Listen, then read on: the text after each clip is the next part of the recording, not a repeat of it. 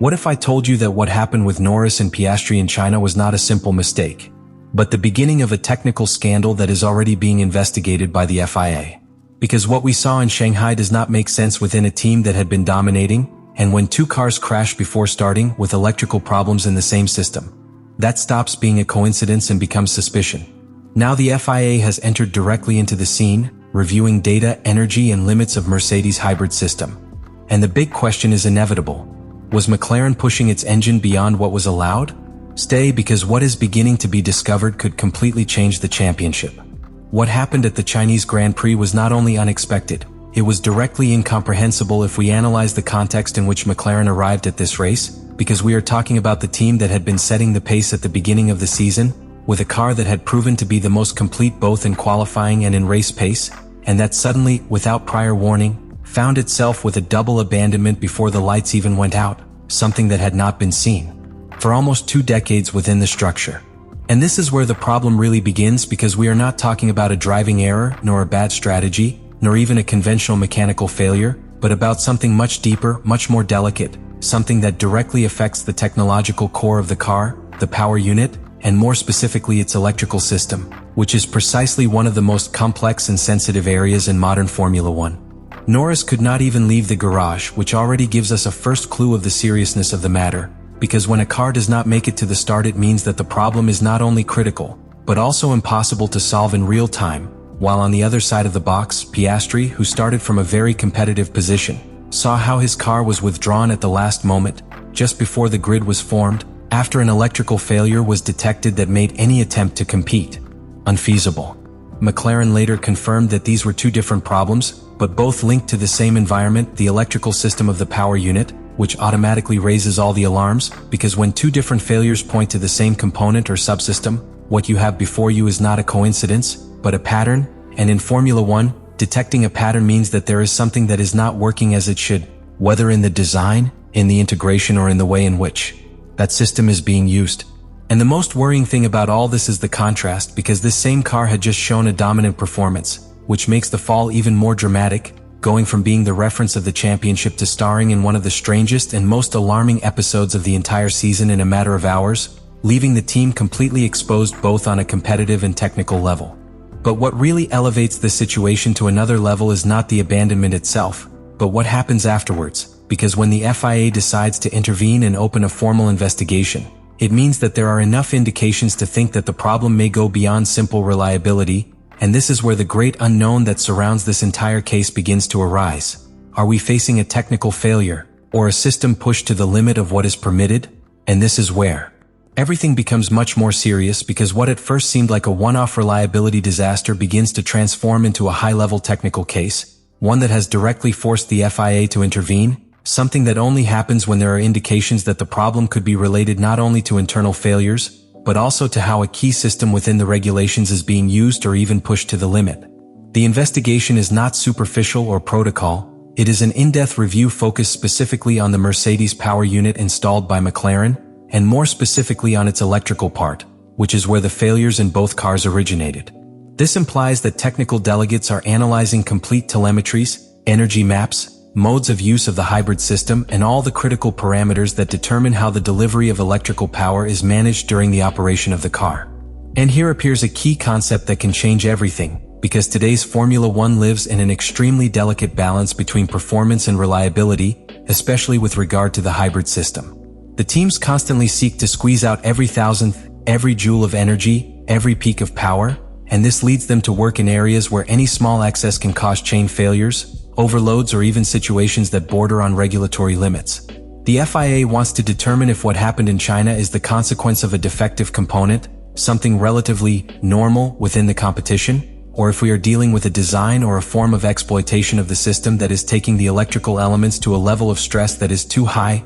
either in terms of temperature, voltage, or energy delivery cycles. And this is crucial because if the problem is structural, it cannot be solved with a simple new part. It involves redesign, mandatory adjustments, and possibly a direct loss of performance. But there is another even more delicate point, and that is that the investigation also contemplates the possibility that McLaren is using specific configurations of the hybrid system different from those of the official team or other Mercedes customers, seeking to squeeze extra performance in the electrical part. If this were the case, a completely new scenario would open up, because we would not only be talking about reliability, but also about interpretation of the regulations and to what extent a system can be forced without crossing the line of what is permitted. Meanwhile, within the team itself the uncertainty is total, because McLaren and Mercedes HPP have initiated a parallel joint investigation, which shows that not even they yet have a clear answer about the exact origin of the failure, and when a team that is fighting for the championship enters that level of technical doubt, the risk is not only losing performance, but also losing control of the development of the car at a critical moment of the season.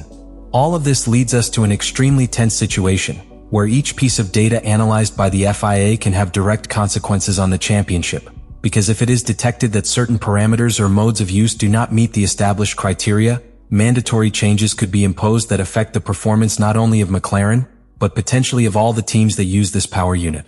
And this is where the big question arises that begins to divide the paddock. Are we seeing the price of going to the limit, or are we about to discover something that should never have crossed that line?